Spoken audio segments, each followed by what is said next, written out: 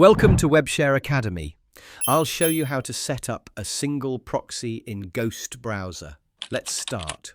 First, download Ghost Browser from the official website, install it, and register your account. Once installed, open Ghost Browser. At the top right corner, click on the Ghost Proxy control icon. Then select Add/Edit Proxies. Choose Add a single proxy and fill in the details you got from your WebShare proxy list.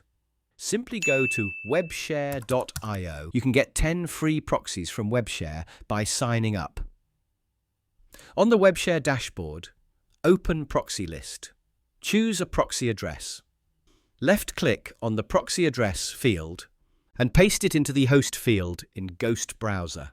Do the same with the port, login username, and login password fields. After entering the details, double-check everything and click Add Proxy. You can now see your proxy added in the Proxy List tab. Next, click on Test Proxies. To make sure everything works, choose the proxy you just added, enter a website, and click Test. You'll see a pop-up confirming if the proxy connection is successful. If the proxy works, go back to the proxy list, select your proxy, and click Enable. That's it!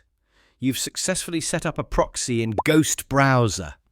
If you have any issues, let us know in the comments. We'll help you out.